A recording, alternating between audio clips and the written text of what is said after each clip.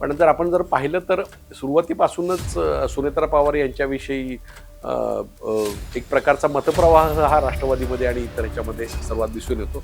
अर्थात ज्यावेळेला अजितदादांचं दुःखद निधन झालं त्यानंतर शरद पवार असतील, सुप्रिया सुळे असतील, जयंत पाटील असतील, रोहित पवार असतील, या या सगळ्यांचं एक अनौपचारिक चर्चा ही सुनेत्रा पवारांच्यावर झालेली होती. त्यावेळेला विलिनीकरणाची चर्चा होती आणि विलिनीकरणानंतर आपण सगळ्यांनी एकत्र येऊन आपण हा पक्ष चालवावा अशा प्रकारची चर्चा झालेली होती. तर या सगळ्या गोष्टी जर बाजूला ठेवल्या तर सुनेत्रा पवारांची भूमिका त्यावेळेस सुद्धा तळ्यात मळ्यात होती. म्हणजे पहिल्यांदा ज्यावेळेला रोहित पवारांनी आरोप सगळे करायला सुरुवात केली त्यावेळी त्यांनी सुनेत्रा पवार, पार्थ पवार आणि जय पवारांनी काहीच बोलले नाहीत. नंतर मात्र ज्यावेळेला जनरेटा वाढू लागला आणि चर्चा होऊ लागली त्यावेळी मात्र सीबीआय चौकशीची मागणी सुनेत्रा पवारांनी केली.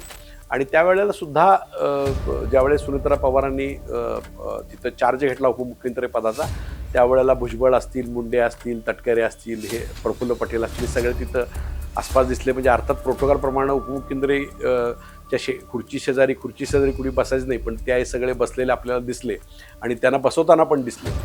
एक गोष्ट आहे की सुनेत्रा पवारांनी पवार फॅमिलीविषयी चर्चा न करता स्वतंत्रपणे निर्णय घेतल्यामुळं आता पवार फॅमिली नेमकं काय करण्याचा प्रश्न आहे. पण 2-3 गोष्टी मात्र सुनेत्रा पवारांच्याकडून मोठा अपेक्षाभंग हा राष्ट्रवादीच्या कार्यकर्त्यांचा, राष्ट्रवादीच्या नेत्यांचा आणि राष्ट्रवादीला मतदान करण्याचा मतदारांचा झालेला आहे निश्चित. आणि ज्या ॲग्रेशनमध्ये ते पहिल्या महिला उपमुख्यमंत्री म्हणून त्यांना जे एक संधी मिळालेली होती किंवा या प्रकरणामध्ये ॲग्रेसिव्ह होण्याची त्यांना एक गरज होती, ते काय झालेलं नाही. त्यामुळं तिथं सगळ्यात मोठी निराशा झाली. प्रत्यक्षात आत्ता मात्र सुनेत्रा पवारांच्या एकंदरीत सगळ्या परिस्थितीवरनं त्या खूप राष्ट्रवादी लेखसंघ बांधून ठेवतील अशी शक्यता सध्या तर कमी वाटते. त्यांनी महाराष्ट्रातल्या तमाम त्यांच्या सगळ्या मतदारांचा, त्यांच्या नेत्यांचा भ्रमनिरास अपेक्षाभंग केला असं म्हणावं लागेल.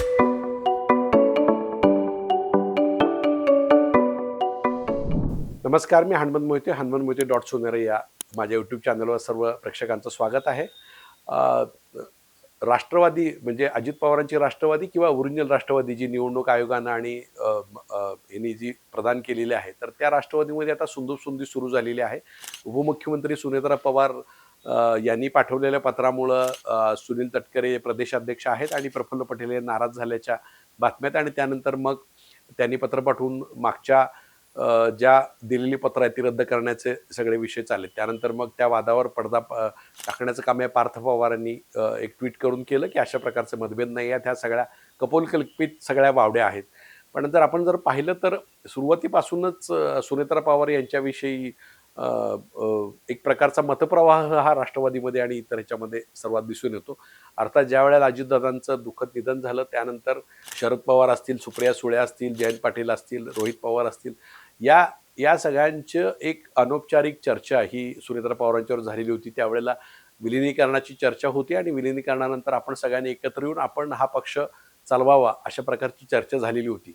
आणि त्यानंतर पुढचा निर्णय घेण्यासाठी अजितदादांचे जे रक्षाविसर्जन कार्यक्रमानंतर आपण बसूया अशा प्रकारे चर्चा झाली होती. पण तत्कालीन परिस्थितीमध्ये अचानकपणे तटकरे आणि प्रफुल्ल पटेल, भुजबळ आणि मुंडे या चौघांनी मिळून सुनेत्रा वहिनींना आग्रह केला आणि त्यानंतर मग आपल्याला माहिती आहे एका हॉटेलमध्ये तिथं बारामतीत मीटिंग झाली आणि त्यानंतर रक्षाविसर्जनच्या दुसऱ्याच दिवशीच म्हणजे त्या दिवशी संध्याकाळी सुनेत्रा पवार या बारामतीहून रवाना झाल्या आणि त्या शपथविधीसाठी गेल्या. त्या त्या क्षणापासून पवार फॅमिलीचं त्यांच्यामध्ये थोडी कटुता तयार झाली आणि त्यावेळेला पवार फॅमिलीला असं वाटलं, की आपल्याला ह्या विचारात नाही आहेत आणि त्या सगळ्या बाजूला गेल्या. त्यानंतर मग आपल्याला माहिती आहे, की रोहित पवारांनी अजित पवारांचा मृत्यूचा विषय, विमान अपघाताचा विषय आहे तो सगळा काढला आणि त्यानंतर मग सगळे पुरावे सगळे दिले. मग विमान प्राधिकरणाकडे त्या सगळ्या गोष्टी गेल्या. मग त्याचा पोलिसांनी गुन्हा दाखल करून याच्यावर सुद्धा गोंधळ झाला. तर या सगळ्या गोष्टी जर बाजूला ठेवल्या तर सुनेत्रा पवारांची भूमिका त्यावेळेस सुद्धा तळ्यात मळ्यात होती. म्हणजे पहिल्यांदा ज्यावेळेला रोहित पवारांनी आरोप सगळे करायला सुरुवात केली त्यावेळी त्यांनी सुनेत्रा पवार, पार्थ पवार आणि जय पवारांनी काहीच बोलले नाहीत. नंतर मात्र ज्यावेळेला जनरेटा वाढू लागला आणि चर्चा होऊ लागली त्यावेळी मात्र सीबीआय चौकशीची मागणी सुनेत्रा पवारांनी केली. आणि त्यावेळेला सुद्धा ज्यावेळेस सुनेत्रा पवारांनी तिथं चार्ज घेतला उपमुख्यमंत्री पदाचा त्यावेळेला भुजबळ असतील, मुंडे असतील, तटकरे असतील, हे प्रफुल्ल पटेल असतील, हे सगळे तिथं आसपास दिसले, म्हणजे अर्थात प्रोटोकॉलप्रमाणे उपमुख्यमंत्री च्या खुर्ची शेजारी कुणी बसायचं नाही, पण ते सगळे बसलेले आपल्याला दिसले आणि त्यांना बसवताना पण दिसले. तर या सगळ्या गोष्टी महाराष्ट्राला त्यावेळेला पटलेल्या नव्हत्या. लगेच जाऊन शपथविधी घेणे ह्या सुद्धा पटलेल्या नव्हत्या आणि त्यामुळं एक पहिली सहानुभूती आहे ती सुनेत्रा पवारांनी थोडी गमावलेली वाटली. नंतरच्या काळामध्ये 16 फेब्रुवारीला एक पत्र पटेल आणि तटकरेंनी पाठवलं आणि त्याच्यामध्ये अध्यक्षांचे अधिकार हे कार्याध्यक्षाने घेण्यात आलेले होते आणि नंतर मग ते रद्द करण्याचे पत्र पुन्हा सुनेत्रा पवार यांनी दिलं. एक गोष्ट आहे की सुनेत्रा पवारांनी पवार फॅमिलीविषयी चर्चा न करता स्वतंत्रपणे निर्णय घेतल्यामुळं आता पवार फॅमिली नेमकं काय करण्याचा प्रश्न आहे. पण 2-3 गोष्टी मात्र मात्र सुनेत्रा पवारांच्याकडून मोठा अपेक्षाभंग हा राष्ट्रवादीच्या कार्यकर्त्यांचा, राष्ट्रवादीच्या नेत्यांचा आणि राष्ट्रवादीला मतदान करण्याचा मतदारांचा झालेला आहे निश्चित. त्याच्यामध्ये पहिली गोष्ट की खरात प्रकरणामध्ये रुपाली चाकणकर यांचं नाव आलं. त्यांचे कॉल डिटेल्स या अंजली दमाने यांनी सांगितलं, की ती 22,000 सेकंद त्या बोलल्या. 200-300 कॉल त्यांचे झालेले आहेत. खरात बाबांना त्यांनी कसं हे केलं, त्यानंतर लैंगिक शोषण झालं. एक राज्याच्या पहिल्या महिला उपमुख्यमंत्री म्हणून त्यांनी जी भूमिका घ्यायला पाहिजे होती सुनेत्रा पवारांनी, ती कुठंच घेतलेली नाही. एक साधं ट्विट पण त्यांनी केलेलं नाही. महिलांचं शोषण झालं त्याच्यामध्ये त्या पीडित महिलांना भेट दिली नाही. नेमकं काय तपासाबद्दल चाललंय त्याच्याबद्दल माहिती घेतली नाही. आणि ज्या ॲग्रेशनमध्ये ते पहिल्या महिला उपमुख्यमंत्री म्हणून त्यांना जे एक संधी मिळालेली होती किंवा या प्रकरणामध्ये ॲग्रेसिव्ह होण्याची त्यांना एक गरज होती, ते काय झालेलं नाही. त्यामुळं तिथं सगळ्यात मोठी निराशा झाली. दुसरा मुद्दा असा आहे की सातारामध्ये आपल्याला माहिती आहे की सातारमध्ये राष्ट्रवादी शिवसेनेचं बहुमत असताना तिथं भाजपनं फार मोठ्या प्रमाणात दडपशाही दादागिरी करून तिथं निवडणूक जिंकली आणि जिल्हा परिषद अध्यक्षपद मिळवलं. त्यावेळेला तिथं शंभूराज देसाई पालकमंत्री आणि मदत पुरवठा मंत्री मकरंदाबा पाटील यांना धक्काबुक्की झाल्याचं आलं. त्याच्यामध्ये मकरंदाबा पाटलांनी सुद्धा तिथं विधिमंडळात त्या गोष्टी सगळ्या मांडल्या. त्यानंतर शंभूराज देसाईंनी मांडल्यानंतर त्यांच्या बाजूनं तिथं स्वतः उपमुख्यमंत्री एकनाथ शिंदे समोर आले. ते लोकशाहीचा गळा घोटला म्हणले. त्यानंतर उपसभापती नीलम गोरेंनी तुषार दोषी सातारचे पोलीस अधीक्षक निलंबित केलं. जोरदार घोषणाबाजी केली. पण अशा वेळेला ज्या मकरंदाबांना धक्काबुक्की तिथं सभागृहात झाली जिल्हा परिषद सातारमध्ये, पण त्यांच्याबद्दल एक शब्द सुद्धा कुणी राष्ट्रवादीच्या आमदारानं काढला नाही. ना तिथं आंदोलन करण्यासाठी राष्ट्रवादीचे आमदार आले, ना सुनेत्रा पवारांनी आपल्या एका मंत्र्याला धक्काबुक्की झाल्या त्याच्याबद्दल एक ब्र काढला. त्यामुळं पक्षाच्या मंत्र्यांनाच जर काय होत असताना जर त्या अध्यक्ष बोलत नसतील, तर मग तुम्ही कुणाकडे बघायचा असा प्रश्न आहे. तिसरी गोष्ट सुनेत्रा पवारांचा असा प्रॉब्लेम आहे की ज्या ताकदीवर राष्ट्रवादी उभा राहिला सहकार चळवळीच्या आणि ह्याच्या, त्या चळवळीचं नेतृत्व हे शरद पवारांच्याकडे, अजित पवारांच्याकडे होतं. अगदी साखर कारखाना, दूध संघ, सूतगिरण्या या सगळ्या जो सहकार जिल्हा बँका, राज्य बँका, तर ह्याच्यावरची पकड अजित पवार, शरद पवारांची होती. त्यामुळं ही लिगसी राष्ट्रवादी दृष्टीने महत्त्वाची होती. कारण प्रत्येकाच्या अडचणी आता सहकारी संस्था चालवताना हजारो इन्कम टॅक्सपासून हजारो अडचणी येतात. तर त्या सोडवण्याची धमक ही अजित पवारांची होती.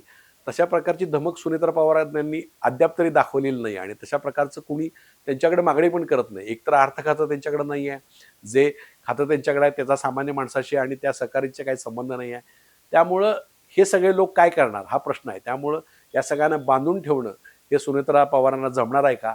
हा सगळा प्रश्न आहे. चौथा मुद्दा असा आहे की जी विचारधारा आहे म्हणजे यशवंतराव चव्हाणांच्या विचारावर आमचा पक्ष चालतो असं अजित पवार सांगायचं. फुले आंबेडकरांच्या विचारावर आमचा पक्ष चालतो असं अजित पवार सांगायचे.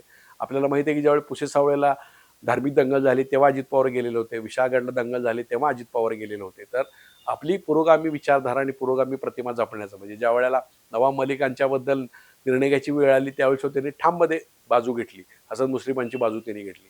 तर ह्या सगळ्या फुले आंबेडकरांचं वैचारिक पुरोगामीपणाचं जे ओझं आहे किंवा जे त्यांची जी जबाबदारी आहे ओझं म्हणण्यापेक्षा, तर ती जबाबदारी ही सुनेत्रा वहिनींना पेलणार आहे का? अशा प्रकारचं धडाडीनं ते विचारधाराशी एकनिष्ठ राहणार का? ते गेल्या यशवंतराव चव्हाणांच्या समाधीवर, पण यशवंतराव चव्हाणांच्या समाधीवर जाऊन फुले आंबेडकरांच्या विचारावरचं आधारित असं कुठलंही अजून वक्तव्य किंवा काम किंवा त्याबद्दलची भूमिका त्यांच्याकडून दिसलेली नाही. म्हणजे भोंदू बाबाच्या बाबतीत आपण पाहिलं महिला म्हणून असेल, सहकारी चळवळीबद्दल असेल आणि आता त्यांच्या मंत्र्यांबद्दल असेल आणि ह्या विचारधारेबद्दल असेल, तर कुठलाही सकारात्मक गोष्ट या 2-2.5 महिन्यामध्ये आपल्याला दिसलेली नाही. त्यामुळं त्यांच्याबद्दल महाराष्ट्रात अपेक्षा खूप आहेत.